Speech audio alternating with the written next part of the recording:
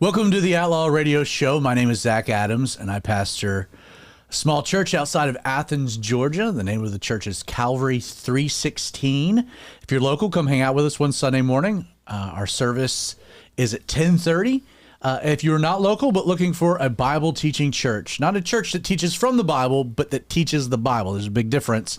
We teach the Bible verse by verse, chapter by chapter. The fancy phrase for that is expositional. We teach the Bible. So if you're looking for a church that you can participate with online, we do live stream our service. Again, service time is at 10:30. You can learn all about the church by going to calvary316.com, or you can just check out our YouTube channel, calvary316.live. I am joined by the man that needs no introduction, the maestro of this dysfunction, our producer, Pope Creighton Vaughn. How you doing, buddy? I'm doing well. How are you guys doing? Absolutely. I'm doing good. Yes, doing well. It's a beautiful day. Doing well. Hey, put the camera back to me. You need to rotate your beanie around. That's right. Yeah, you need to rotate your beanie around. You shaved your head again. You I did. sure did Oh shave my man, head it again. did. Yeah. It's high and tight. I'm letting my shag grow out. You're going wily. Getting That's better. Getting the winter The winter look. going. Hey, also joined in studio, we got Dear Daddy, we've got Spice Daddy. Excited for a new round of Pepper Poppers happening tonight. That's right. What's up, my little pepper poppers? We got a Pepper Poppers happening tonight. We've got a Dear Daddy. Hopefully we'll get to it at the end. We got a lot of things we're covering. Creighton, very quickly explain how this dysfunction happens and who's behind it, really. It's a dysfunction, so it doesn't really work, but we try our hardest. It's brought to you in part, because now we have a few things that it's brought to us by. It's brought to you by Get Fed Today, which is a podcast that we put on, Ignore Zach. I'm moving around. I'm shifting. And in this podcast, it is 5 Bible studies every week go up. That way, if you go to a church and you're not getting fed the way you want, or if you go to a church and you just want to get fed more often. As Zach likes to say, 1 meal a week is not enough to survive on. Not so enough. if the only time you're getting Bible study is Sunday mornings, Get Fed Today is a great podcast. We have 5 Bible studies go up every week from 5 different pastors, and we have a bunch in the stable. We have a bunch of stable pastors, so it's every week is a different set. Get Fed Today. You can listen to a new Bible study every day for, at this point, years. Yes, We there's have years 2.5 years worth of Bible studies up there. So check it out. Back to you, Zach. Yeah, and if there is a Bible teacher that you enjoy, that you like to listen to, and you're like, hey, I think that this is somebody that should be included in Get Fed Today, email us at popecreighton@gmail.com. Again, popecreighton@gmail.com, or you can go to getfedtoday.com and there's a link that you can send us an email through. We'd love to check that guy out. We're always looking for new pastors we can add on, just to expand the archive and include new voices. The show is also brought to you by Review Diesel, Vinny's website, business. I'm not Vinny. Yeah. Thank you. Yeah. I hit the wrong button. You hit the wrong button. Vinny's got a very cool thing, reviewdiesel.com, right? Yep. YouTube channel. Check it out, especially if you're into diesel parts, etc. Trustworthy Christian man. But also Lee Stevens, the Destiny's Edge book series. We're big fans of it. I'm going to throw it over to Spice. Yes, right here. Got the book 4 in the other day. It's signed. It is signed. Thanks, Lee. Unfortunately, he always sends me the electronic versions first, and I can't wait, even though I like the paper versions more. So I commandeer the paper version. Yeah, they're that good that I can't wait for the paper version, and I haven't regretted it one bit during the series. So this is 4 or 5? This is number 4. So this is book 4. 5 is coming out soon. Great cover art. I've also noticed that they're getting bigger, which is Wait the thing a that I second. like in... I already have this copy. You already have that copy. I already have this Yeah. copy. I already bought it. Yeah. You're behind. No, I've already read this. Oh, okay, you're ahead. Yeah, I've been ahead. But I am behind. Yes. what's cool, As am I. what I've really enjoyed. But wait, real quick. But you've read the first 2 now? No, I'm like halfway you through just the first bailed. one. Oh, you just bailed and why'd gave them you to give it Vinny. to me? I am busy. I'm going to get to them. I promise. I'm Lee, going to read them. just keep in mind who your real friends are here. That's right. I'm The going to read single them. guy I with no still life have, is too busy. I have a life, thank you. And I still have the electronic copies. So I am going to read them. I That's just why I know gave them to you because you said that you couldn't read electronic, and I can. I just was watched trying to be the a two team physical player. copies made a handoff at church on Sunday. Yeah. What I've really enjoyed is the cover art, but what he does it of each of the characters. But what's cool is if you follow him on X, he has made an X profile for each of his characters, That's pretty cool, yeah. and like interacting with those has been pretty fun. Like he'll interact with you on X. I just don't using those understand why he's characters. got an active X profile for a dead character. Because I don't just- know that she's dead yet. It's just that threw me for a loop. It's like constantly popping up in my feed, and I'm like, but you're not alive. She was a Christian, so she is alive. Solid. So she's posting from Communicating heaven. from heaven. We don't know. This is this is a whole different world. Yeah. Hey, I also want to throw in. It is. I want to throw in. I had made a plug of it. I got my copy in. The Enduring Word Study Bible. Pastor David Guzik is a good friend. He's a better Bible teacher. He has a full Bible commentary that's free online. It's called Enduring Word. EnduringWord.com. First place to go to. Like if you're working your way through a book of the Bible, it's not going to go real deep, but it gives you like just a great starting point. But what he's done is he's taken all of those notes and partnered, and now they have a study Bible. And I went ahead and splurged, and I went. So you can get paperback, you can get a lot of different. There's cheaper varieties. I went ahead and I got the leather bound, the nice one. It's got the Enduring Word logo there in the middle. It's got it's the cool where like easy reference tabs for the books of the Bible, gold leaf. I mean, high quality. It's thick too. It's not like I don't want a dagger. I want a sword, like a double-edged sword. Like Goliath. That's more like Yes. a Warhammer. Check that baby out. Pass that around. Whenever we talk, and I hear somebody say talk about a physical Bible as if it were a physical sword, I always think of Ken Graves at a youth conference Yeah. with his Bible on his hip in a holster. And then at one point he brought out a full-size claymore, and he has the deepest voice. He goes, "I have a sword." Yeah. It was awesome. Yeah. As No, a 16, 17-year-old guy, I was like, "Oh, he's the coolest person who has ever lived." Yeah, they're pretty wild up Yeah. there, up in Bangor, Maine. They do like polar bear baptisms and all kinds yeah. of stuff. Yeah, they have holsters for their Bibles. But the quality's incredible. Oh, it feels nice. Absolutely. So again, if you just go to Amazon.com and just search Enduring Word Study Bible, David Guzik, you'll find it. You can also go to my X account, x.com/Zach That'd be a _Adams. really good time for Creighton to put that up. I didn't Yeah, get a he chance to could. set it up today. He could. That's all right. But if you just go to, again, x.com, Zach _Adams, I've got a link posted there. Support David Guzik and what he's doing. It's a very cool thing. And again, his notes are all online for free. And yet to have it all kind of put here into a real concise way. So like, you'll have the passage, and then at the bottom you have like a condensed version of notes based on each verse.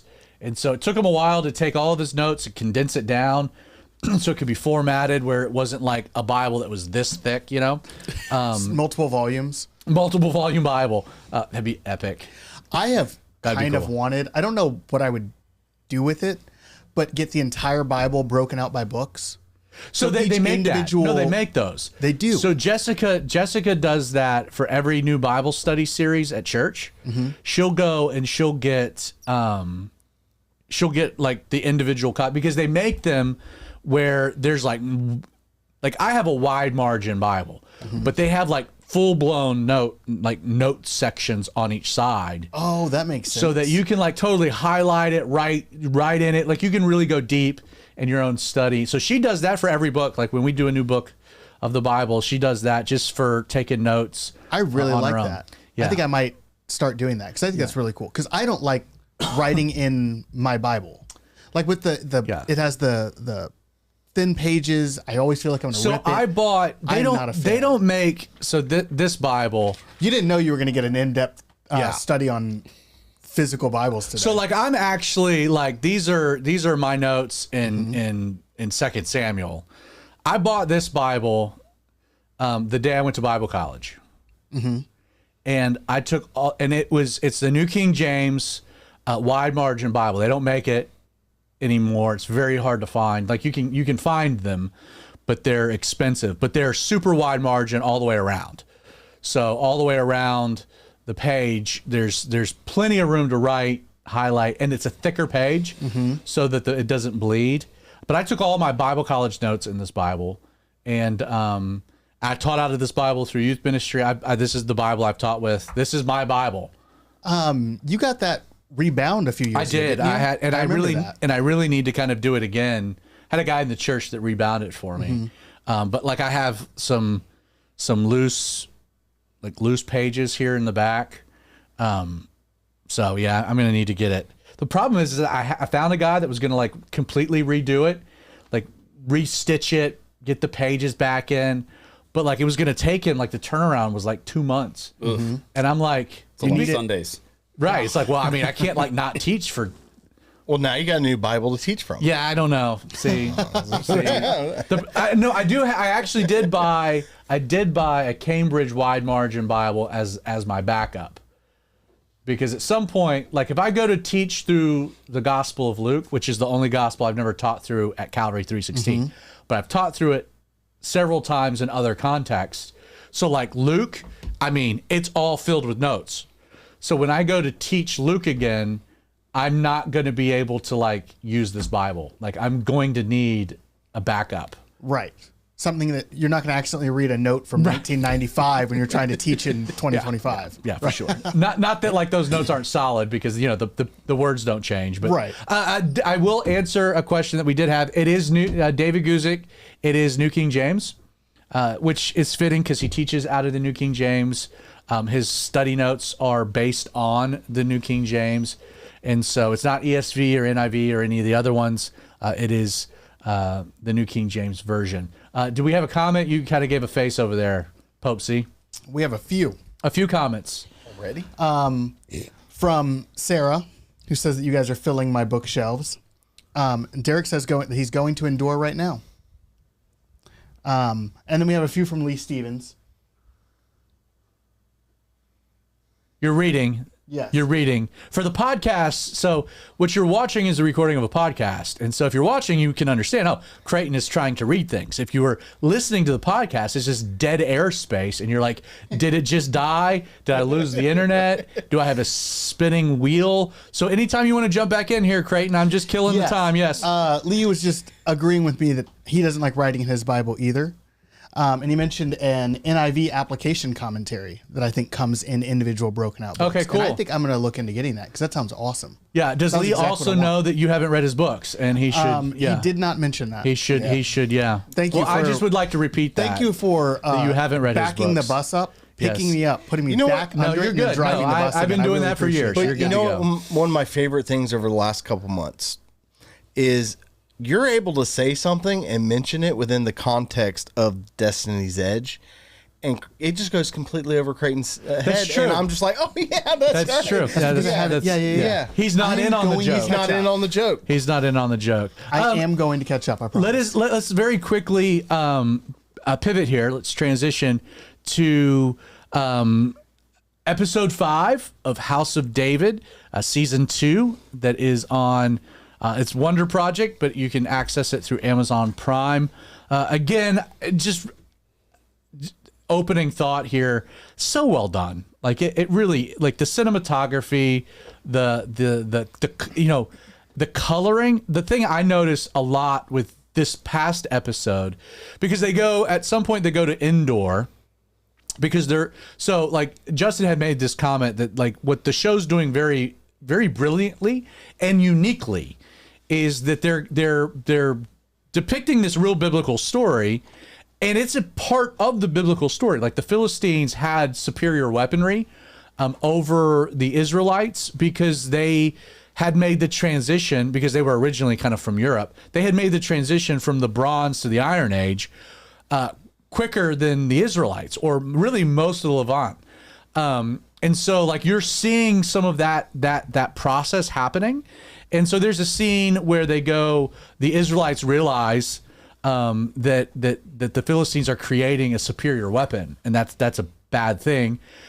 So they want to incorporate those weapons into their own arsenal, and so they're going to find this blacksmith in this town called Endor, which was an actual place, kind of a wild territory village. They didn't have little short hairy beings there. Right, it wasn't the Endor of Star Wars, right? Yeah, No Ewoks on this. no end. Ewoks. But we got hot sauce in my shot here. What's wrong with that? Yeah, no, there's nothing wrong with that. But so it's very dark. Like that whole scene is very dark, like visually. A lot of fire. Like there's no big overhead lighting, but the way that they do it, like that's not an easy thing to do well, lighting, and it dawned on me that like that's one of the things that this production crew, their lighting, whoever does their lighting tech, it is spot on. It is beautiful. Like it's very well done. It felt like, I'm going to say this as if I'd been there, but it felt very like 3rd century BC undercity chic. I don't know. They nailed it. I mean, they just nailed. It felt very Yes. real, which is very difficult, and shows that are real high budget do poorly with that sometimes. Yeah, like I really enjoyed that. All of the scenes where they're moving through Endor, and they have people that are doing all sorts of things in the streets around them, and it feels like, oh, they could get shanked at any moment. Right. I really enjoyed that. I thought they did that really well. They again, it's very, very well done.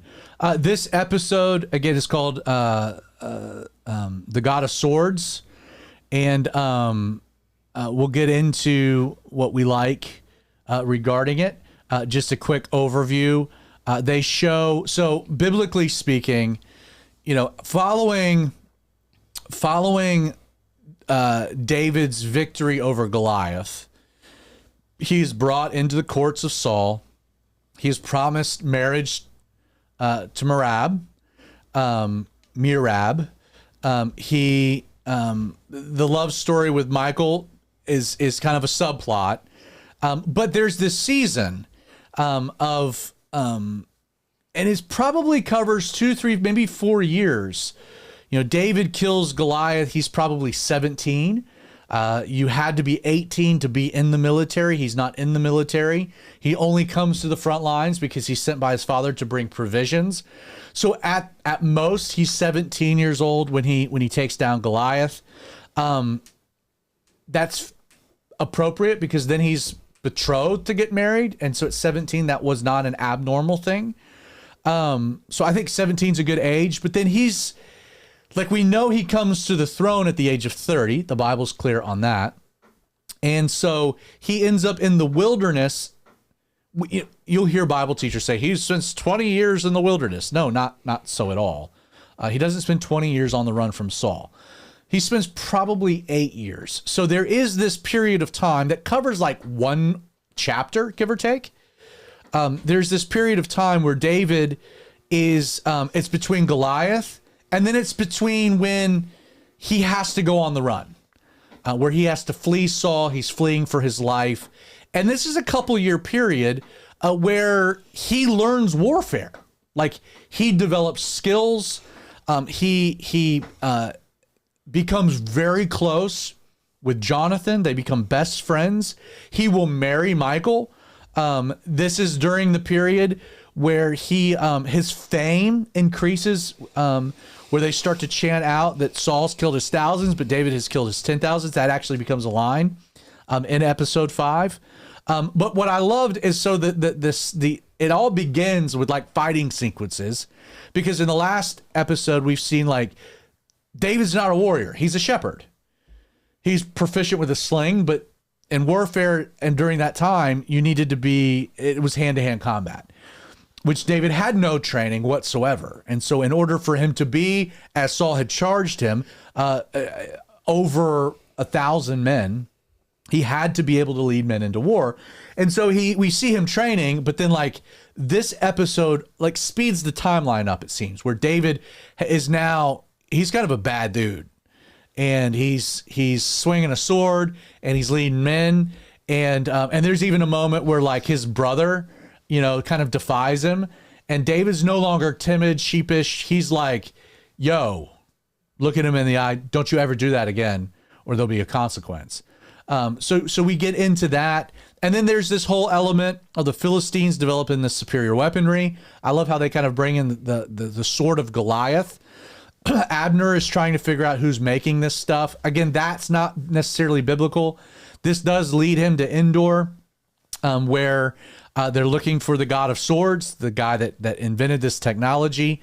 And the course of that, we encounter the witch of Endor, who is connected to Abner. That's not necessarily biblical, but they've introduced a character that is biblical, because the witch of Endor will end up being the woman that Saul later in the story will go to conjure up, to call forth Samuel from the dead. And there's this whole exchange that happens later on in the story as a precursor ultimately to his death. And she makes some prophecies, which I think were interesting. She gets to David. She recognizes the anointing. So you're seeing again, there's a lot of development. There's a lot of laying the framework, developing relationships, building connections. The episode ends with David basically coming to Saul and saying, I don't want to marry your daughter. I want to marry your other daughter. And that's kind of how it ends, where Saul's like, oh, you're defying me? You're defying me. And David's like, no, I am.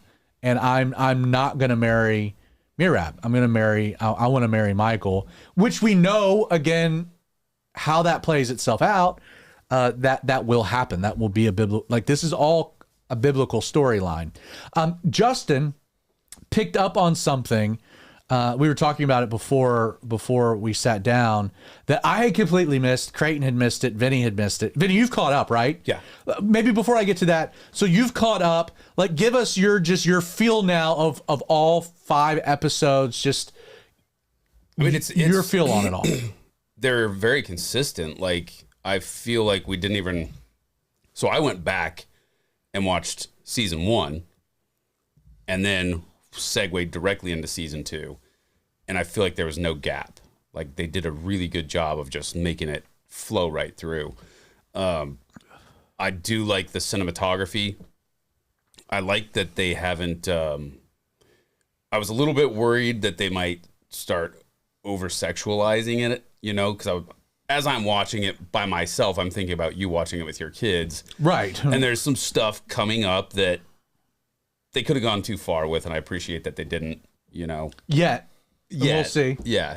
So again, David will become a man whore. I mean, yeah. The dude accumulates wives, and he becomes very much of a womanizer. Yeah. By the way, and I would, so I've got a 14-year-old, an 11-year-old, about to be an 11-year-old, and a 7-year-old daughter. We do not watch it with Mabel. So as far as a 7-year-old daughter, we watched The Chosen with her. But this, just from the violent sequences, just have not introduced that at all. It would give her probably some nightmares. As far as my sons go, again, I think it's great. Battle sequences being men, and there are intense fighting sequences. But what I've appreciated is there's no gore. Have you noticed that there's no gore? Yeah, they keep it classy. They keep it classy. They keep it clean. I've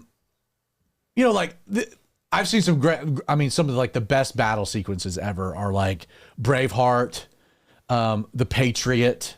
That last battle scene. Yeah. Saving Private Ryan, the opening scene of D-Day. Yeah. I mean, that's maybe one of. Saving Private Ryan was probably the first unbelievably realistic. Oh, it was cinematic gore. Yes. But it was so that scene of D-Day. Yeah. Was, man. I mean, you just couldn't help it. Can you imagine hitting the beaches of Normandy? It made it very real. It's very a different appreciation for what that would be. But House of David has done that as well. But we're not fighting with swords, so I don't need all of that. Yeah. I would like later on, if they want to get more real with Joab throwing spears through a hanging Absalom, I mean, there's a lot of David trying to win, getting the dowry for Michael by going and getting 200 foreskins of the Philistines. I mean, we I really can go. hope that they do that as classy as possible. We can go a lot of different directions. But, yeah. Speaking, I mean, they did a really good job with that. With I know it's the first season. Is it the first episode where Samuel cuts up the Agag. the king Agag? Agag, yeah, that was the second they episode. They did that really well. And they didn't have to show any of it for everyone to be like, "Oh, I see what's happening here." Yeah, there's blood on him, and then he like drags the sword, a trail of blood. Right. I thought they did that really well, and that was not like, Saw levels of gore or something. Vinny, but it was effective. I think you nailed it. They've done it very tastefully. Yeah. So let's get to what Spice Daddy, you picked up on something. So up until now, I think it was the last episode, they introduced a character again. Way down not even a secondary character. This person, they just introduced him. He got like one line and his name said, like Uriah the Hittite. Right. And so you picked up on something. Yeah, and I think it helped that. So, background: I'm not a Hebrew expert. I don't speak ancient Hebrew at all. But I've spent time there, so I've heard the pronunciations of different names and stuff. Yes. So as soon as I heard the pronunciation of this name, I was like, oh snap. And that whole 2-minute scene where the Witch of Endor and the God of Swords and stuff, they basically announced 3 characters that would come into play in future episodes or future parts of the story. Well, they introduced one character for sure. They didn't name him. Yeah. But we know who he is now. Right. And so they introduced or said her name Bathsheba. And it's just a quick thing. And if I hadn't been used to hearing... Because they pronounced it how? Bathsheba. Right, which is why we completely missed it. Right. No, I mean, I heard them say the name and I didn't catch what it was. And my thought was, who cares what his daughter's name is? I'll find out later. I never thought it was Bathsheba, and I never thought of Bathsheba. B sound in Hebrew, so it's often a V-ish sound. And so it when I heard it, I was like, oh. So for context, the God of Swords, who's invented this technology, ends up being Eliam. Doesn't mean anything. Eliam is the son of Ahithophel. It would be interesting if they'll have to bring him in because he's a big player later on. But Eliam's daughter is Bathsheba. Bathsheba will marry Uriah the Hittite, and then that'll set the stage later on in the story for David's great fall when he sees Bathsheba bathing on the roof. And they've already introduced Uriah. And I love the guy. Yeah. He's a guy I'd want to go hang out with. Seems like a nice guy. Yeah. Which is the way that it's framed. There was another scene, and then we'll move on, that I thought, yes, I like that a lot. You want to guess? I wonder if it's the same one that I'm thinking of. Okay, let's see. And it's the one where Jonathan and David are talking, and I don't remember exactly what the conversation is, but David refers to Saul as the anointed of the Lord, and Jonathan's like, well, he was. And David says, no, he still is. I really enjoyed that scene because that gives a foundation for later on when all of David's men are going to be like, so are we going to do this? Because he's like right there, and we can kill him. Right, and this is going to be so much easier. Adullam, yeah. Right. That was really not liked that. That was not the scene, but that's a good one. That was a really good scene. I liked it. Now, this is even more subtle than that. There's a scene where Michael is having a conversation with Joab. Mm-hmm. And Joab's like, you do know that he's going to marry your sister. And she's like, well, I will always love him. There's this back and forth. And Joab's very stoic, very kind of matter of fact. And Joab, oh man, I can't wait at some point. And I won't do it at church because I just won't have time for that. But I will do it here where I'm going to do an entire episode on Joab because I think he's one of the most fascinating characters, at least in the histories. That just, I mean, there's so much press that's given to Joab. For example, forget about everything you've already heard. You get to 2 Samuel 24.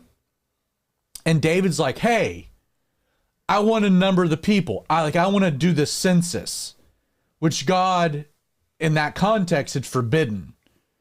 And Joab, and he's like, tells Joab, I want you to go number the people. And Joab's like, hey, I'm sure there's a lot of people. I don't think that that's a really good idea. Like he actually says, like, David, like that's not a good one. And David's like, no, I want you to do it anyway. Now, we don't have this in 2 Samuel, but if you go to Chronicles, Joab, as you're reading through it, Joab numbers the people, but he refuses to number Benjamin and the Levites. And it says, for he found what David was doing detestable. Wow. Like, so, like, as brutal as Joab is, as just like, I mean, he kills people with, like, innocent blood. Yeah, David's not going to deal with you. I'll deal with you. Like, Abner, Amasa, which we just looked at this past week, like, cold-blooded, like, hey, brother! And then he guts him like a fish, leaves him in his blood to wallow. And then drags him away so that people will walk Leave the wall. Somebody else to do that. Like, the roadkill. Like, I'm commander. I don't know who you think you are. Mm-hmm. Yeah, David might have made you commander. Not on my watch. Like, Joab, so with that context, there's this scene where he's talking to Michael. And Michael tells him, Michael says to Joab, you need to have his back and protect him. And Joab goes, I already am. Mm-hmm. Because playing this out, like, Joab will leave Saul and will go into the wilderness. Him and his brothers will be part of David's early crew. Like, there's something about Joab where he's like, even now, recognizing God's anointing and is like, and Joab will have David's back no matter what David does, no matter what David says. Joab will do the dirty work for David in spite of David. He might. Have we had confirmation yet whether Joab knows that David is anointed? Because Joab was also close with David's older brother, and they went and did some horrible things. We don't have confirmation of that yet. Now that you bring this up, I'm thinking the way that he says, I already am, he might already know that David is the anointed and actually literally protecting him right now by not telling Saul. It was such an interest, and that could be, but it was such an interesting scene, which Joab would be like, I know it's David, and you're having problems with your brother, and I know it's not this family, but I've been sent to kill them, so I'm going to bring the brother. So he's now feeling guilty about it. Like, Joab would go whack somebody to protect David. Like, it is Joab's such an interesting, fascinating character. And again, that one scene, I was like, when he's like leaving the door, he goes, I already am. You know, like, yeah, you are. Oh my goodness. And then what will happen at the end? David, one of his dying breaths, is he tells Benaiah, like, hey, Joab can't continue with Solomon. Like, Solomon can't handle that dude. And so Benaiah goes and whacks Joab. And the instruction of David's final words, like, hey, I never dealt with Joab, but my son's not going to handle him. Go whack him. Like, it's just like the whole... Live by the sword, die by the sword. Yeah. Yeah, and Benaiah's a beast, too. Like we're deviating. So tonight I want to talk about... I want to talk about the afterlife. So last week, our episode dealt with like your life working backwards. And really, we set it up from the context of the millennial kingdom. The fact that, hey, no matter what happens, whether you're raptured or you die on earth, your life on earth is not over. I hope you know that. Like, your life, if you're a believer, if you're a follower of Jesus, your life on earth does not end at death. Like, you will go to heaven, the presence of God, for a period of time. At a minimum, it'll be 7 years if you're raptured, or longer than that if you die of natural death, or you die, of cause. But there will come a day, and to me, it's just the craziest thing, Like in your future, if you're a follower of Jesus, and guys, I want you to think about this for a moment. There's going to come a moment. We'll all be with Jesus. We'll be in heaven. We'll be hanging out around the throne. We'll be worshiping the Lord. Like it'll be a thing. And you're going to see God the Father, right? Turn to the Son and it's going to give him instructions. You can go. It's time. You don't care what's happening on earth. That's the last thing in your imagination, your mind. Like your focus is heaven. But you're going to get this order. You're going to see Jesus mount a white stallion and he's going to turn. He's like, mount up, boys. And we're all jumping on horses, right? Like we're clothed in righteousness and holy garments.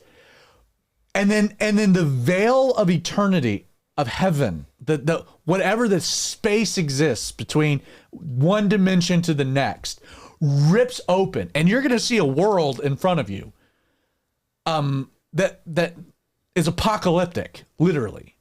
Like it's the apocalypse. Like Lord of the Rings, the Ride of the Rohirrim. yeah. Yes. And Jesus is going to, like, the stallion's going to go up, and we're going to look at each other. And it's like, on, we're going, bro. boys, we're going. And then, boom, Normandy, we are flying out of heaven but we know we win. following Jesus. Like, and it's like, man, I don't have any sword. But it's like, I don't need it because you're looking up at Jesus, and he has one. That's all that's necessary. And then he's gonna fly. We will at some point in your future. Think of it. You will be leaving heaven behind Jesus to come to earth to destroy the armies of the Antichrist, to be part of the establishing of Jesus's physical kingdom on earth, where in the organization of such you will have some job, some role. For not a day, a few months, a year, for 1,000 years. 1,000 years. What did life look like in the year 1025? Dark Ages. I mean that like we're before Shakespeare. Like we're before it, like the advent of anything. Like totally different. Like 1,000 years is a very long time. For 1,000 years, you will be on Earth. You think of the amount of technology that we've watched in our short little lifetime. 1,000 years of that. What would that look like? Because there will be human ingenuity. Right. There'll be peace. There'll be prosperity. There'll be no war. There'll be no conflict. Jesus will rule with righteousness. We'll be hunting with really good cameras instead of rifles. Yeah. We won't need cameras. We'll be in glorified bodies, which we can eat. Yeah. Like we'll still eat. Hot sauce. Right. Days. So I'm just saying, like we have this experience, and that should affect your life. However, life doesn't stop there. The Bible continues the narrative moving forward. And we're going to talk about that tonight. And we're going to do that in an interesting way. In a moment, Creighton's going to talk about a TV show that really reflects in so many ways the way that society thinks about eternity. I don't think Christians really understand eternity. The world definitely doesn't. Like there's like, you ask the normal Christian about heaven. What they describe is not heaven at all. Or like what eternity will look like. You ask somebody about hell. If someone says go to hell, they have no idea what the Bible says about hell, because I can't go there. I can go to Hades, but not hell. Like there are things that we have so out of whack. So we're going to deal with these things tonight with the time that we have. Dear Daddy, we might not get to you. But before we do that, the moment we've all been waiting for, 'tis the season. I know it's not yet Thanksgiving, but we are transitioning as a show into a little bit of holiday cheer. And to kick that off, we've got Spice Daddy and his next round of pepper poppers. So at this point, let's shift it over to Justin. Turn it up, it's time to get poppin'. Just a spice daddy ho, couldn't no stoppin'. Diving into Christian pop with flair. Movies, books, and faith beyond compare. From the big screen to the pages we read, he's got the spice to fill your every need. With a like and grin, he brings the heat. Pepper poppers, yo, it's the ultimate beat. Pepper poppers, spice it up, let's go. Justin's breaking down a Christian show. Movies, books, and faith, he's got the vibe. Spice daddy's here to keep it live. Pepper poppers feel the fire, so true. Pop with purpose, he's talking to you.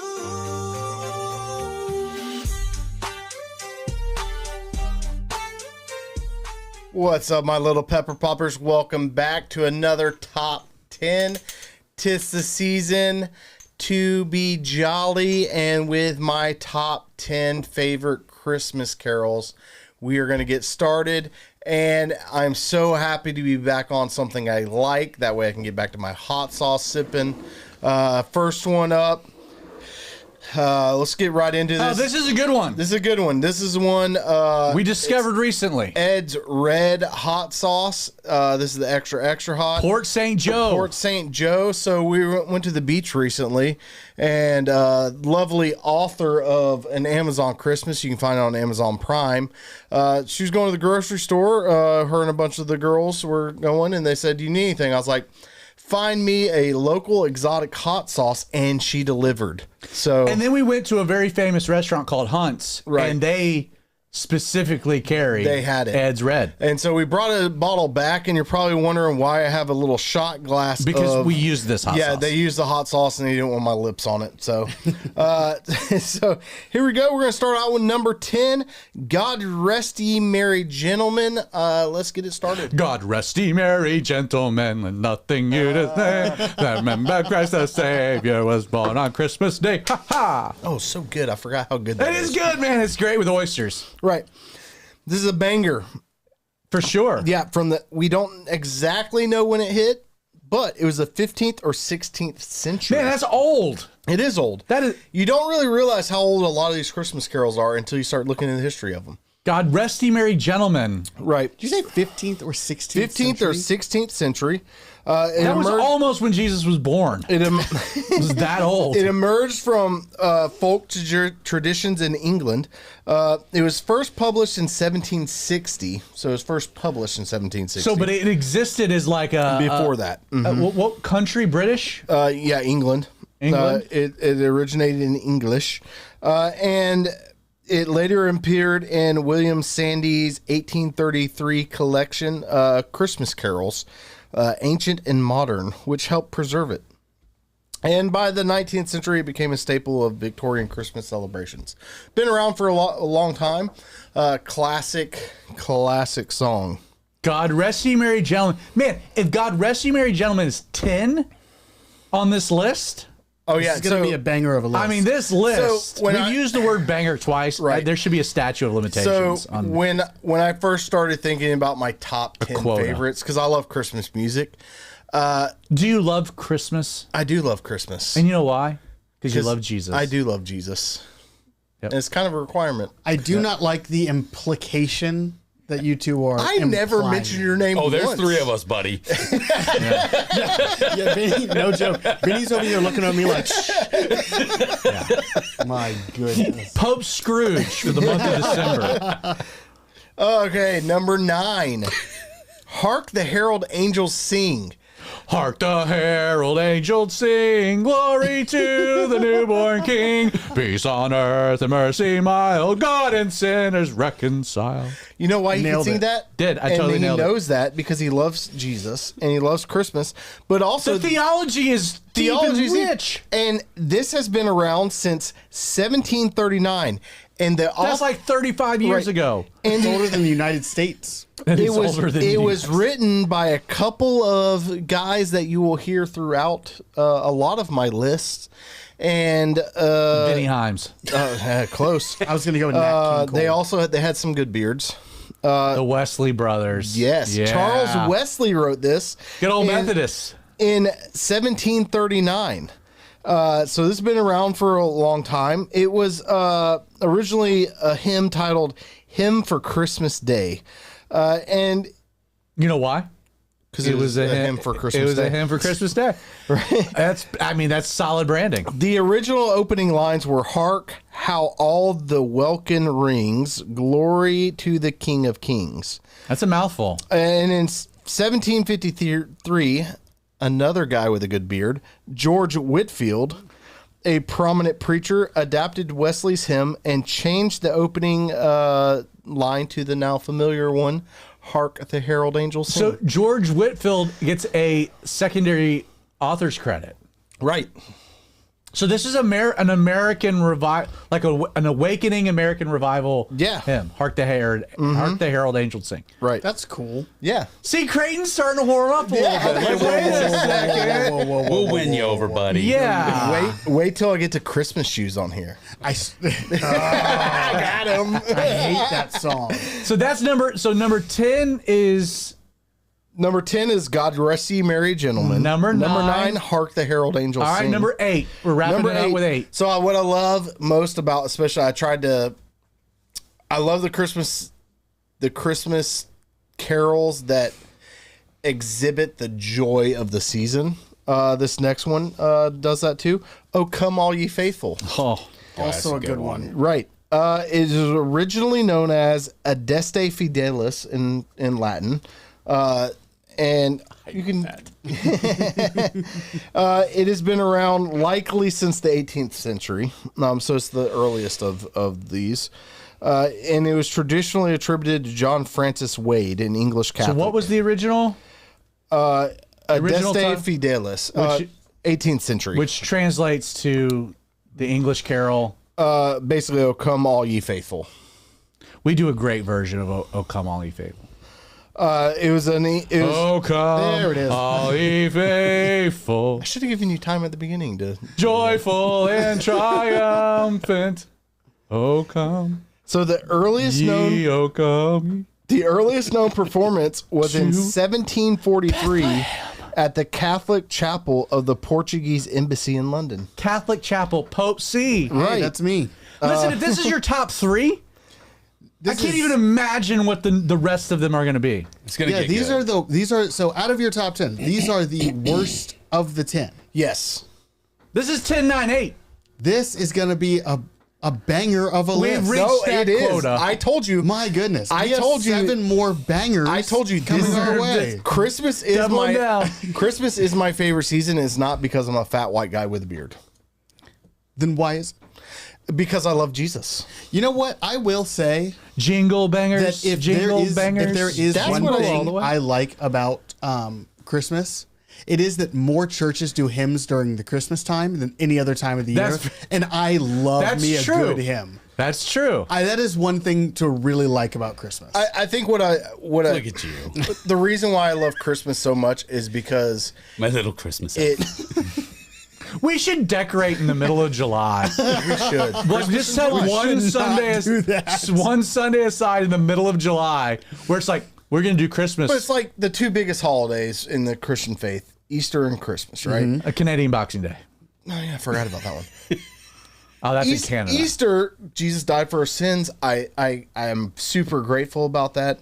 Christmas, though, brings this mystery of how can the God of the universe, the Creator, come and actually contain Himself in The Word becoming flesh. Right. There's such a mystery and wonder about that's why I love the season so much. All right. So, quick recap: 10. 10 is "God Rest Ye Merry Gentlemen." And 9. number 9 is "Hark the Herald Angels Sing." And then number 8 is "O Come All Ye Faithful." Thank you for watching another episode of Pepper Poppers special Christmas edition. Until next time, my little Pepper Poppers. See ya. All right. All right. So, Creighton, I want you to explain the ultimate development of this episode was you and I watched a show not together, but you've watched this several times. I watched it. It's called The Good Place. So can you give just a bit of a recap? Because I think it does a great job of setting the stage for the complexities of eternity. Like we understand King Solomon writes about this in Ecclesiastes, that God has put eternity on the hearts of men. It's why death freaks people out, because like death seems to have a measure of finality, and that bothers people because we don't like to think of an end. Why? Because ultimately eternity's in our heart. There is no end. And that's an interesting concept that we're going to unpack a little bit. Explain this show. It was a great show. Kristen Bell, who was the other main character? Ted Danson. Yeah, Ted Danson. Explain the show and why this is kind of relevant to the topic. So if you've never watched The Good Place, it's a great show. I'm about to spoil the entire show, but it's still worth watching. Statute of limitations is way beyond. Yeah, at this point, it's been like a decade or something. So basically, the way the hey, pause the show real is, quick. Okay. So just for some context, The Good Place was NBC. Original air was in 2016, and then it wrapped up in 2020. Actually, wrapped up like right before the pandemic. It was 4 seasons. Wow. 4 seasons, 53 episodes. Yes. Well worth the watch. Basically, the way the show opens is it opens with a character named Eleanor, played by Kristen Bell, who wakes up in the afterlife, gets told that she was a good person in life. The way it's framed is she literally earned enough points to get into the good place. Throughout the first season, she is not supposed to be in the good place because she was, as the show puts it, an Arizona trash bag. She was a bad person, but she got into the good place. She doesn't know why. So she spends the whole first season with her soulmate in the show named Chidi, who's trying to make her a better person by teaching her ethics. Because he's an ethicist. He is a ethics professor from some university in Australia that I don't remember the name of. But real quick, the idea being in that first season is that you got, in the afterlife, you got partnered with a soulmate. Right. And for her, that was this guy, Chidi. Yes. And there's other characters that had soulmates.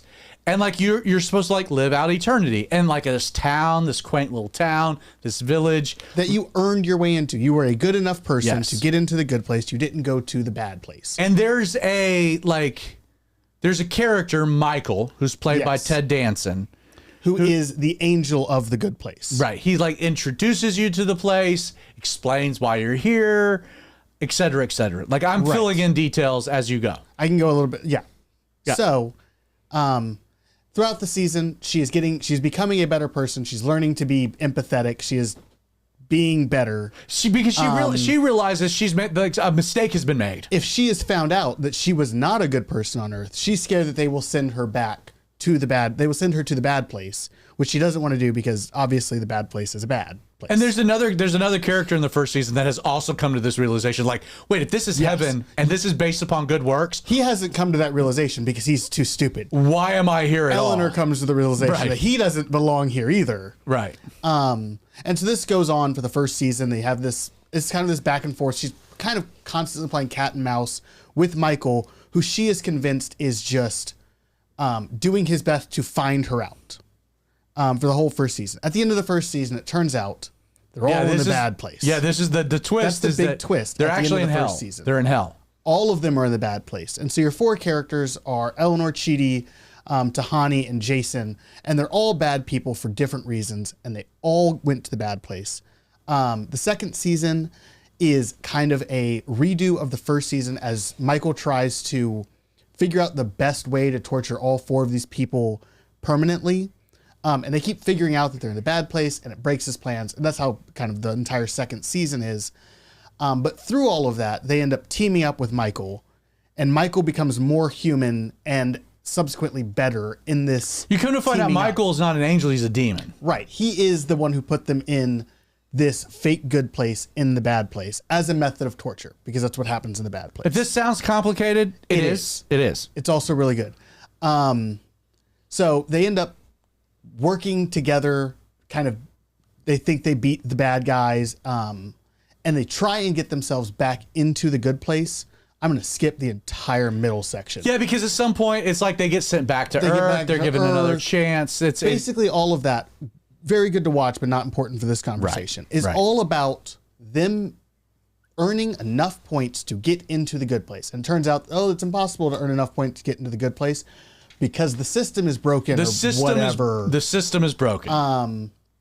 And then, so they find out that it is impossible, And so they do a whole workaround, and they do finally get into the good place. And this is the place where it lost me, was the last like 3 episodes or something. Okay. Where they're in the good place. So let me just recap like the pivotal details leading to you. I did that as quickly as possible. No, that was great. No, that was better than Grok.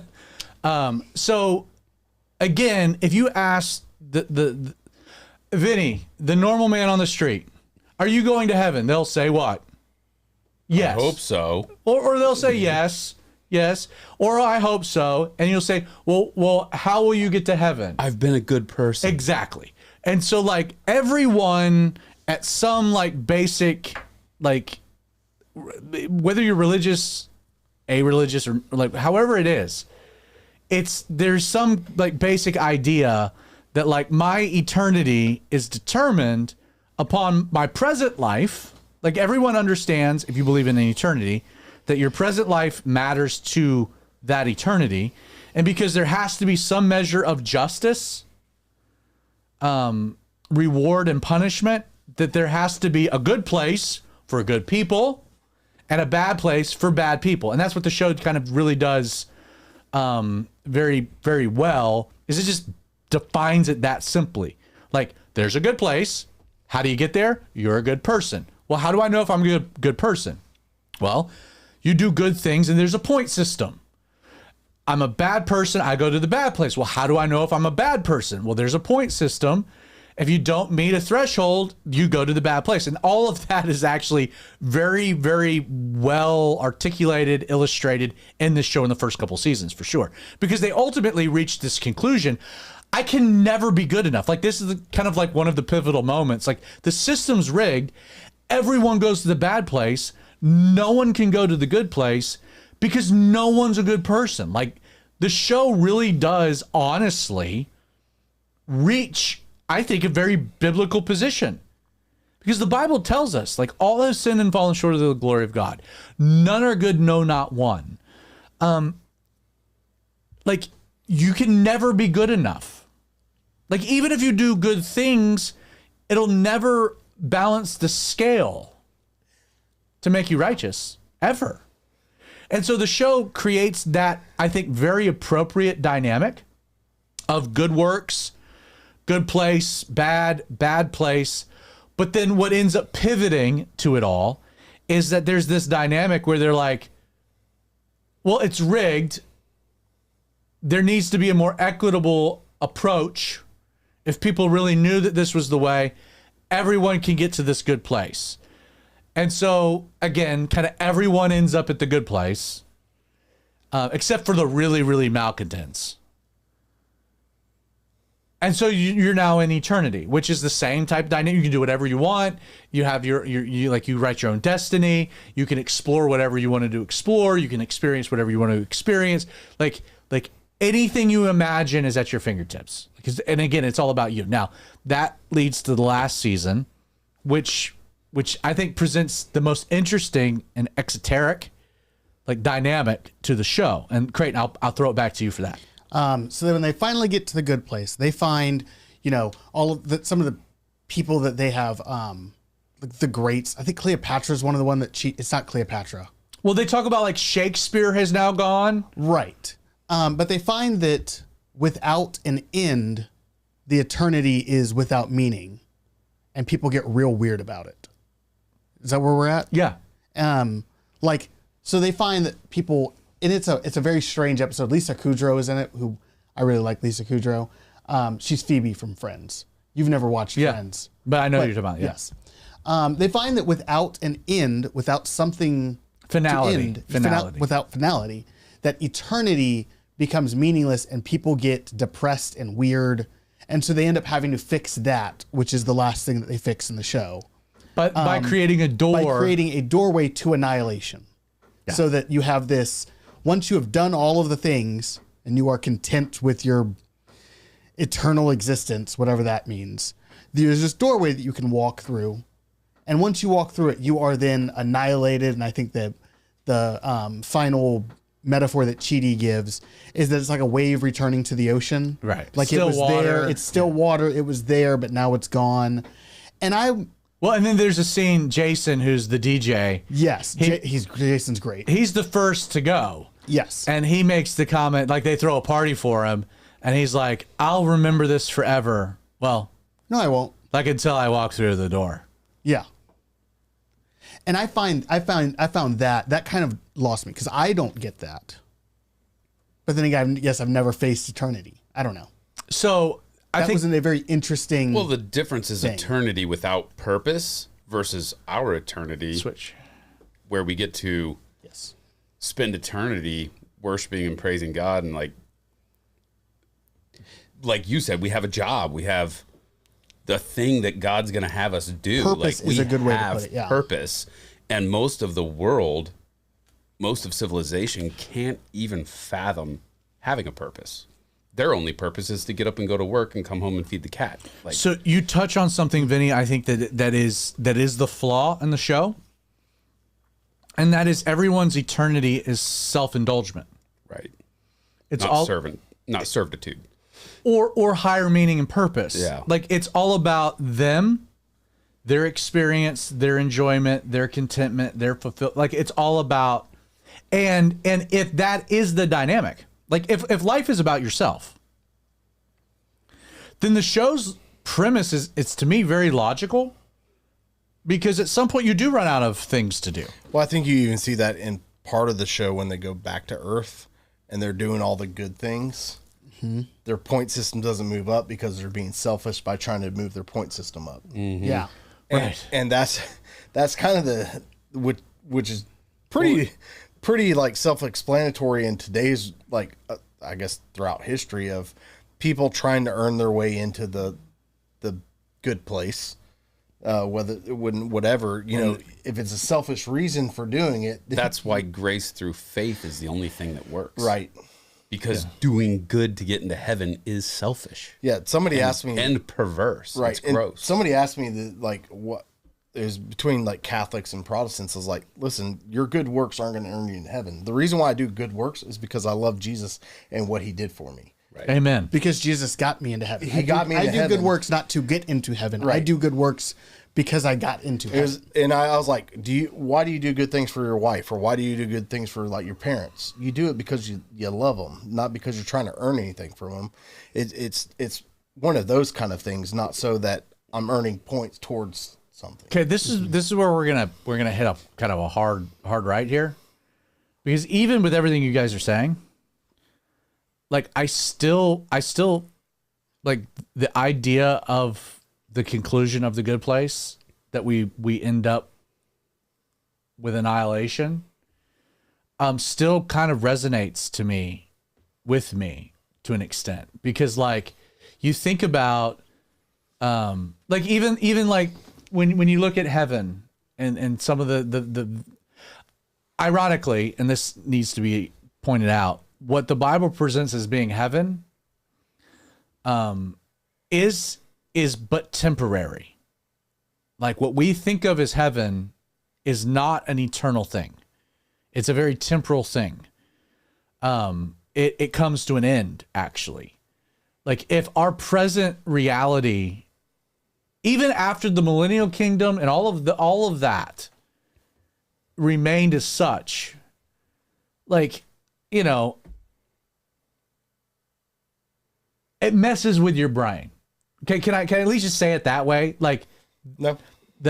Day after day after day after day forever, like that messes with your mind. Well, I think that's because we have no concept of eternity. Yes, and that's my point. It's like at some point, for any of this to make sense, there has to be a transition into a completely different reality. Absolutely foreign to anything we know or could even articulate. And my point for the episode is that is absolutely what the Bible describes. So, in the flow of the book of Revelation, you get to chapter 19. 19 ends with the Battle of Armageddon. Jesus riding on a white horse. King of Kings, the Lord of Lords, the beast and his armies are defeated. The Battle of Armageddon. Satan, chapter 20 opens. Satan is bound for 1,000 years, beginning with verse 4. the saints reign with Christ for 1,000 years. We got the millennial reign of Christ. Verse 7, we're told that now when this 1,000 years have expired, Satan will be released from his prison. He'll go out to deceive the nations which are in the four corners of the earth, Gog and Magog, to gather them together to battle, whose number is as the sand of the sea. And then there's like a final rebellion that gets crushed. Verse 11, then I saw a great white throne and him who sat on it, from whose face the earth and heaven fled away. There was found no place for them. And I saw the dead, small and great, standing before God. The books were opened. Another book was opened, which is the book of life. And the dead were judged according to their works by the things which are written in the books. The sea gave up the dead who were in it, and death and Hades delivered up the dead who were in them. And they were judged, each one according to his works. Then, verse 14, and this is how chapter 20 closes, death and Hades were cast into the lake of fire. This is Gehenna. This is hell. This is the second death. And anyone not found written in the book of life was cast into the lake of fire. Now, if you go to Luke 16, we don't have time. Jesus gives what some people will call a parable. I think it's a literal story, the rich man and Lazarus. And he describes this place, this holding place that's known as Hades. And Hades has two different compartments to it with a divide. One was a place of torment, which is where anyone who died before Christ, unbelieving, would go.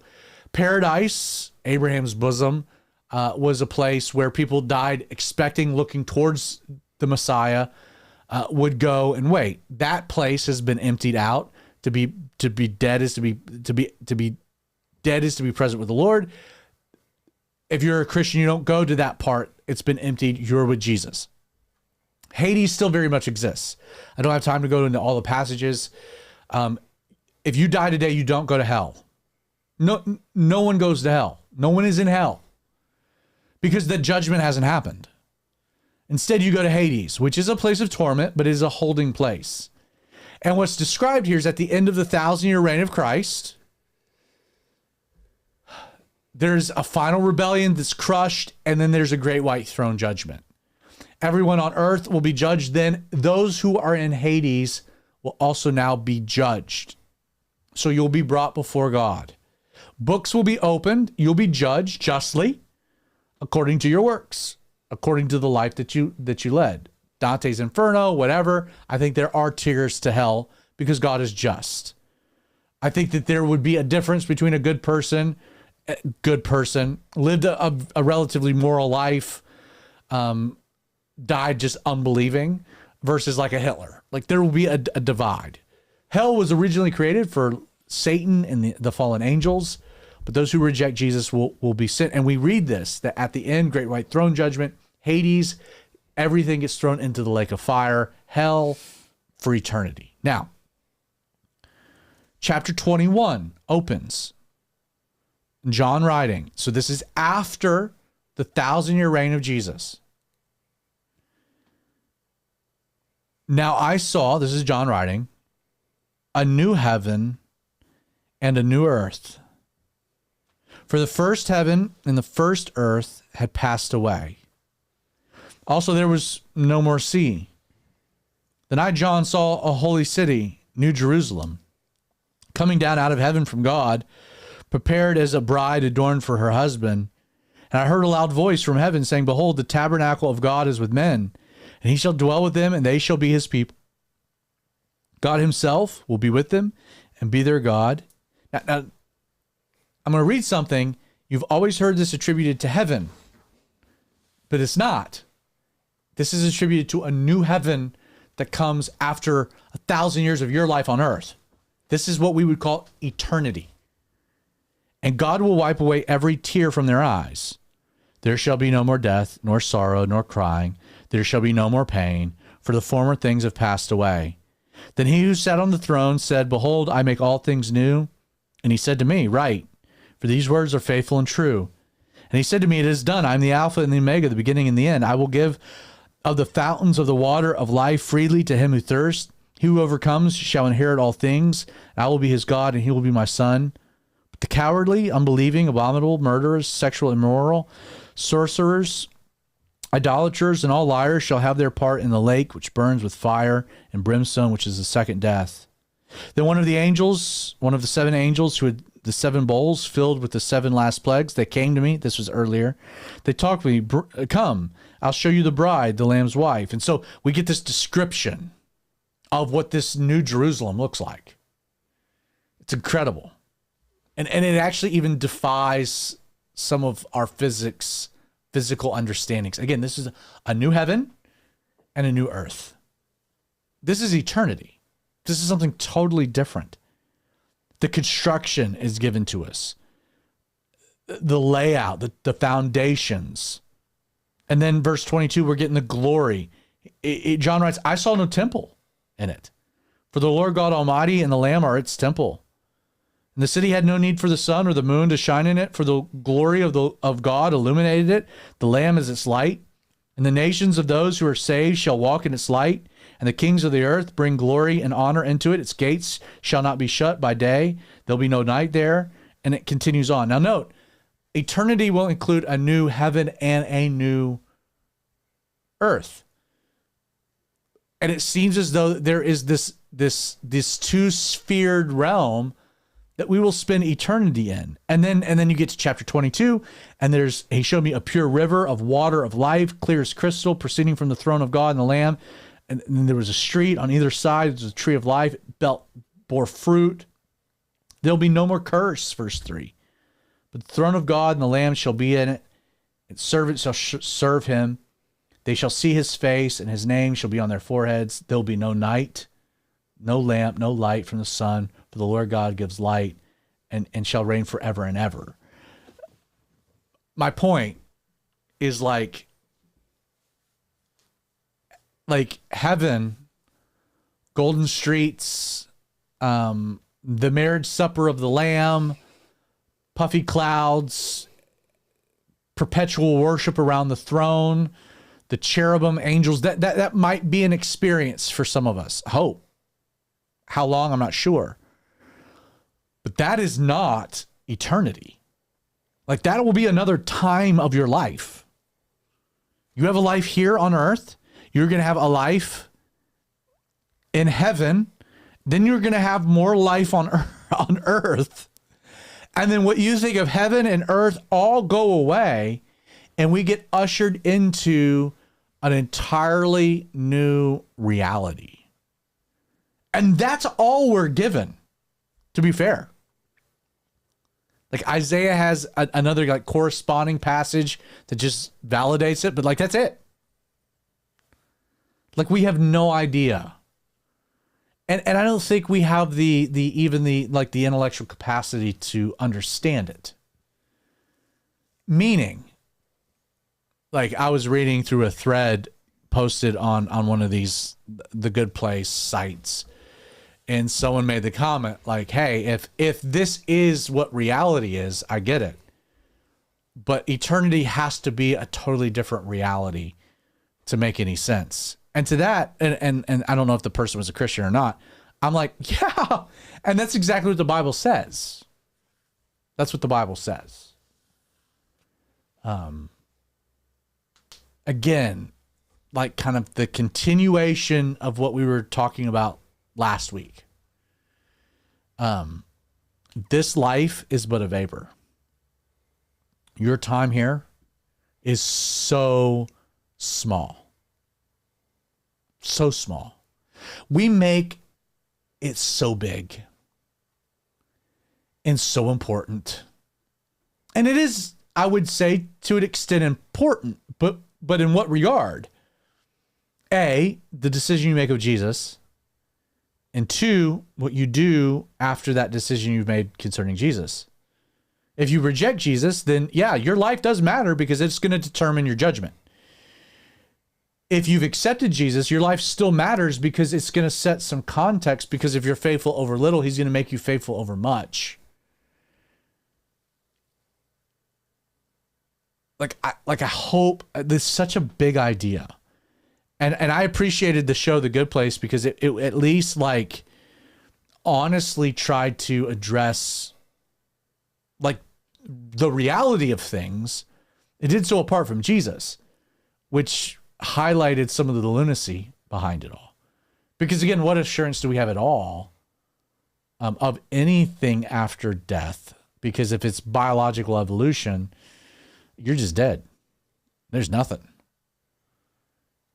So I hope that you understand the value of life, but as you also understand like what should really matter right now. Like I'm not saying, okay, I'll speak like real honest here. The elders of our church. So like I started this church. I took a youth pastor's salary, took half of my severance. I threw it all into the church. And we've just been like for the last 12 years making it. God has been so good. And we've been making it. And like when the church has done well, I've been able to increase my salary an appropriate amount to try to get to like living standards. And like Jess and I have been so greatly blessed.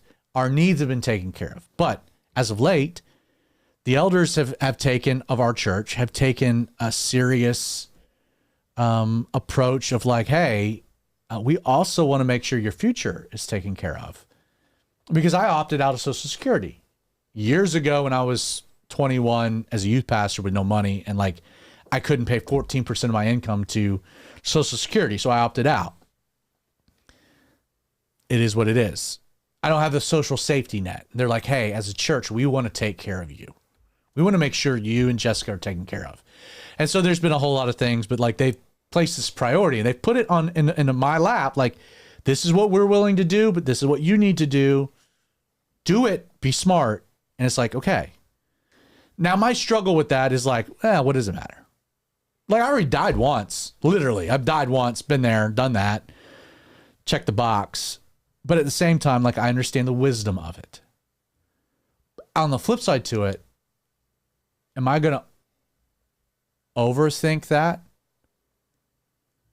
Like, guess what? Like my retirement, I there's 1,000 years that I hope I'm given like a really great job at a beach, managing a golf course for Jesus.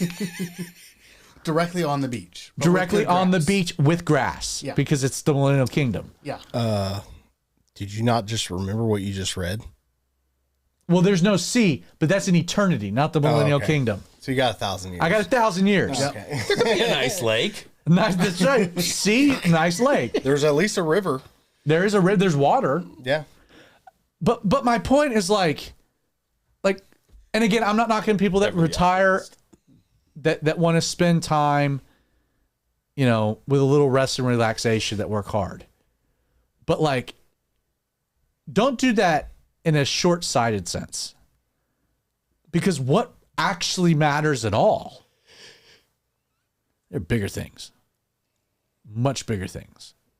Because when you die or are raptured, bro, you're just getting started. You're just getting started.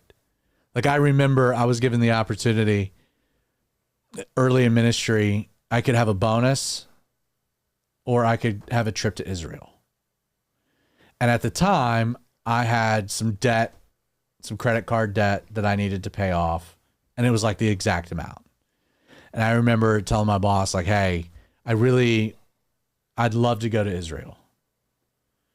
But I need to do away with this debt. Like, it was a season of life. It was a thing. But I need to turn this page. So I know it might seem short-sighted, but I'm going to do this. And like, it was not met real well. But then I made the comment. I was like, but like, as much as I want to go to Israel, like, I will go to Israel. Like, whether I see it now or see it like restored, We're like, going. I'm going. Like, in fact, like, see it now or see it without like the Muslims and it now is just Jesus. Like, I will see Jerusalem. Rather see it then. It's kind of like when the few refugees from the Babylonian captivity made their way back and they saw Zerubbabel's temple and they wept because it paled in comparison to the glory. It's like, why do I want to go see what Jerusalem looks like now when I'm going to see what it's supposed to look like? And then I'll see a new Jerusalem even better than that one. Like, it's okay. But again, that's like a small component of like, I don't know, man. Keep it in context. Like, yeah, plan, be smart, whatever. But like, don't overthink this life. This life has a very singular purpose.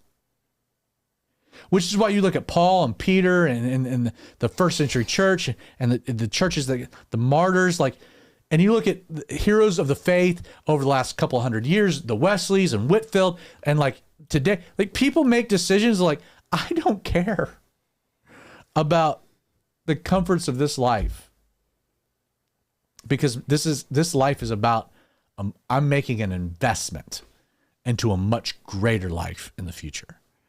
And that is absolutely biblical. And it's a challenge. It's a challenge. Because sometimes we might have to forgo maybe temporary comfort here for future enjoyment. But the Bible says that there is future enjoyment.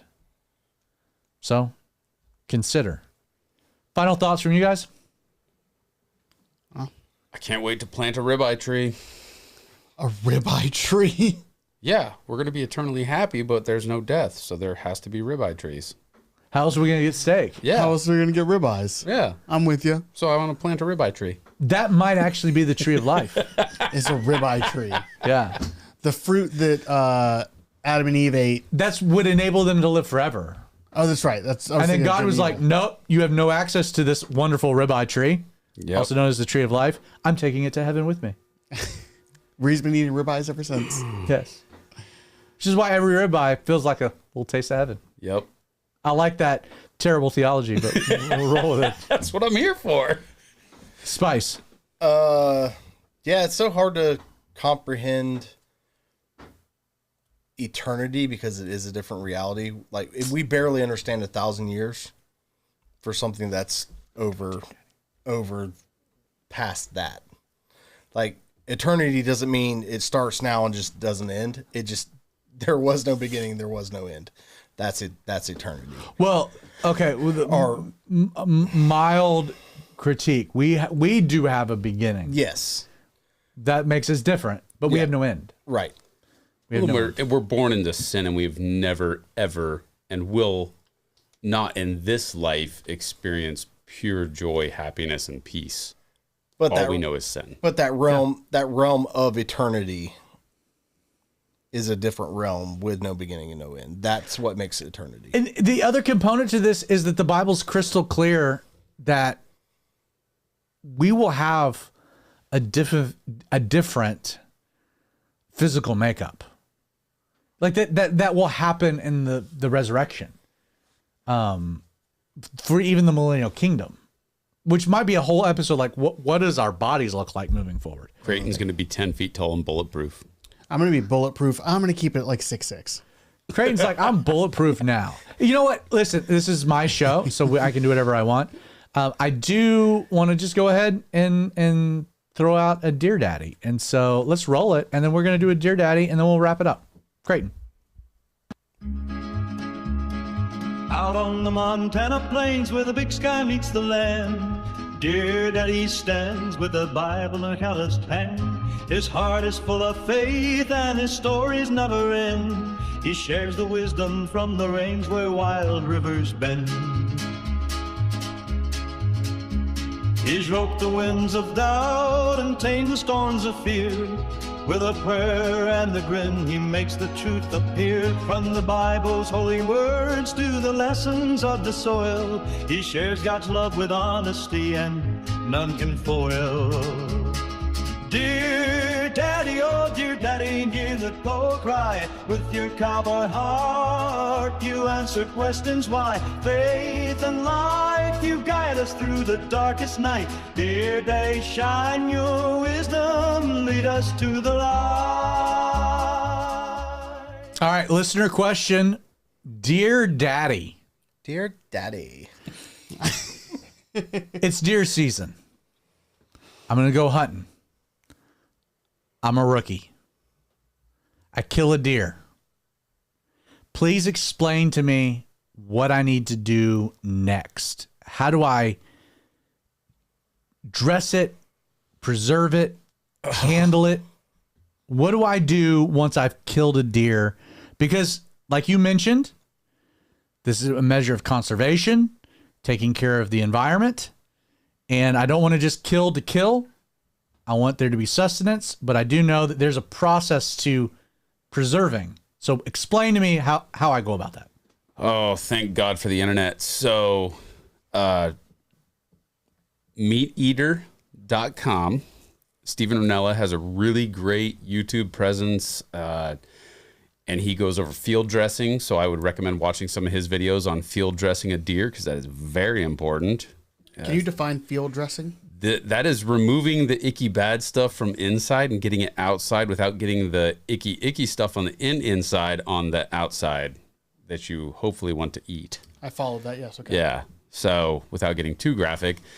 So you need to make sure that once the kill happens, that you preserve the quality meat from like the bowel, the stuff that happens with rigor mortis immediately after death. Yes. And the other thing that's very important is the kill itself. If you shoot the animal in a non-lethal way, say you gut shoot it, or... So it's a deer. Let's just roll with it. Say it's a deer. If you shoot the deer in the guts, the deer is going to run and run and run. And the entire time it's running, it's releasing adrenaline, which is tainting your meat. The best way for me to explain that to you in the future experience of your hunt is eventually the deer will die from a gut shot if you are lucky enough to find it, because that could take days, and it's a horrible, terrible, torturous death. So stop gut shooting deer, you freaking hillbillies. Kill the deer ethically. It should drop in its tracks. You shouldn't have to track it. You shouldn't have to get dogs and find it 2 days later when the meat's no good. Shoot the deer ethically. Which would be where? In the crease behind the shoulder. Most people I talk to here in Georgia shoot the deer in the shoulder, and there's not much lethal behind the shoulder other than the esophagus, which once again, the deer is going to... terrible death. Terrible death. It's going to run and run and run and eventually drown in its own blood, releasing adrenaline into the meat, which is terrible for the meat. You throw that steak in the frying pan and it will literally smell like a dog just took a dump in your frying pan. That's what adrenaline does to deer meat. So it makes it real gamey. Worse than gamey. Okay. It's gaminess comes from bad processing. Adrenaline in the meat is absolutely vile. Like, it'll stink up your entire house. It's gross. So ethically kill the deer. Bread basket, heart, lungs, right behind the crease in the shoulder, or a headshot is really super awesome. If you're an amazing marksman and you can pull off a headshot, it's lights out. It's done. It shuts everything down. There's no adrenaline dump. There's no anything. It's the brain. You're shutting the lights off. So ethical kill is a great place to start. Then after you get an ethical kill, you got to get the insides out. So you don't want to puncture the bile sac. Bile sac's not terrible. It's gross, but it gives whatever meat the bile comes in contact, it's going to be very bitter. If you get into the poop, you pretty much just need to throw it away. Like, you've ruined it. Like, there's a health issues involved. So field dressing the deer is very important. You know, name dropping somebody huge that you guys can find very easily is going to be Stephen Ranella's YouTube channel. And then after that, check out the Bearded Butchers. They have a really good breakdown if you're going to process the venison yourself, which I recommend. Do not take your deer to a processor, because chances are they're mass processing thousands of deer. You're probably not going to get your ethically killed, very well field dressed deer back. You're probably going to get Farmer Joe's gut shot doe back that he got poop all over the meat. And so just don't do it yourself. It's so rewarding. If you don't know how to do it yourself, shoot Creighton an email. He'll get you my contact info, and I would love to teach you how to process deer meat. That's my plan. Yeah. I love processing deer meat. It's amazing. It's therapeutic. It's fun. Let me just add to that doing it yourself. And again, I've never gone hunting in my life. Like, I've never shot, killed anything. We're going to change that. I got no problem. I just never, not my culture. I just never grew up in that, although I'm a Southerner. but there's something it teaches you to honor the animal, Yes. right? Yeah. That's the Yeah, I point of find- doing it yourself is like, I took your life, but I'm honoring the sacrifice you're making. I'm doing this right, but you are providing for my family. Yep. Like that's like, again, I wanted to tie this back into the last Dear Daddy about, killing. Yep. But then after killing, there's honoring the life. Yeah, the conservation is necessary. I find no joy in killing.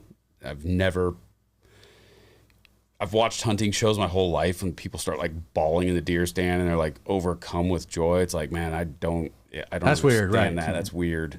Like every animal I've ever harvested, it's, there's like a 10-minute period of sorrow. Like, man, that was a beautiful animal. I was watching it for the last half hour. Like, I let it walk 5 times before I finally pulled the trigger because I didn't want to kill it. But the conservation aspect of it is a whole thing. And the meat. Like And the meat, food, the once you've provision. got it, it's good natural meat. It's clean. It's not full of hormones and pesticides and all that crazy stuff that you get with farm-raised meat. But then taking it home and turning it into something amazing and delicious. And my favorite thing about it is literally my favorite thing is not pulling the trigger. It's not sitting out in the woods. It's none of that. That's all necessary. My favorite thing is when I create something out of that meat and I take it to my kids and they're playing video games in their room and I'm like, here, eat this. And they eat it and they're like just watching their face light up and their eyes get big and they're like, oh my gosh, that is the best thing I've ever tasted. Yeah. That's the reward. You've done that over the- here when you brought Yeah. deer jerky and whatnot. Yeah, so. I thought I was going to scare all you weird city people away, and you all just like brought me in, and Yeah, that's here we For the are. record, I do. 12 years later. I'm not a city guy. I'm not as rural as you, but don't call me a Right. city guy. well, That's a bit wild. Wonderful, Whoa now. wonderful Dear Daddy. Before we get out of here, apparently I've been notified that the interspaces, YouTube have been Interspaces? Yeah, I just came up with that. Interspaces. Okay. It's the interweb spaces, as opposed to the comment section. The interspaces. That's going to catch on. All right, yeah. It's going to catch on. Sure, bud. So on our interspaces, the spaces internally. The spaces of the interweb spaces. The interweb, the interspaces. Thank you. So we have some action happening, Spice. What do we got? Yeah, just first off, this is what we've been waiting for, the interaction on the live chat. On the interspaces. Yeah, that we haven't ever had this amount before, and I am here for it. I was cracking up looking at a lot of them. Between Lee and Sarah and Frank and So you get shout outs. got in there. Yeah. And there's my longtime friend, Zach. Not you, Zach. Different Zach. Yoda. Yes. Yes. We're trying not to use last names. Yeah, because Zach Yoda. Privacy. Zach Yoda. You know who you are, Zach Yoda. Me. But like just watching the interaction is that. That's great. Yeah, that's great. It's just cracking up. what are they talking about? What's happening? Well, at the beginning, Lee was like, all have fallen short, talking about Creighton not reading the books. Yeah. Yeah. So that he was used a it- precursor later because I quoted that. he used it right after, or used it right after him. And then just the interaction of the, like, talking about what we were talking about. This is cool. If you want to see that, if you want to interact, you can hit us up at outlawradio.live on Wednesday nights at 8 p.m. Absolutely. And just join in on the chats. You know why this happened tonight? Ed's Red. Ed's Red. Ed's Red. If you would like to sponsor the channel. Yeah. Ed's Red, reach out. I want to taste it. It's pretty good. It's like a Dude, spicy. I feel like you like that man. You just it's want like to a know. spicy Here, cocktail sauce. take a shot. Who cares? It's good. Dude, imagine it on oysters or seafood or solid. Anyway, as Vinny's doing that, I'll come back to him at the very end. Hit the music. We'll roll. Thank you so much for joining us tonight with the Outlaw Radio Show. If you are, hey, how was that? Ed's Red? It's great. That is phenomenal. It's great. Ed's Yeah. Red hot sauce. It's a really good hot Port sauce. St. Joe, Florida. Yeah, we get nothing from that. We don't even know who Ed is. He could We need to get him on the show. be a terrible person for all we know. But, anyway, we're just, thought and a prayer. I hope Ed's a believer. If not, become one and come on the show. I feel like that hot sauce, he's definitely a believer. That's heavenly. That's heavenly. Well, we're running out of time. If you're watching, thanks. Check out the podcast, Apple, Google, Spotify. If you're listening, come hang out with us Wednesday night at 8 p.m. We will be here next Wednesday, and then we'll be taking a week off for Thanksgiving, and then we'll be back for our Christmas run. So next week, we'll have the next set of Pepper Poppers. A lot of things planned out. God bless. See you guys next week.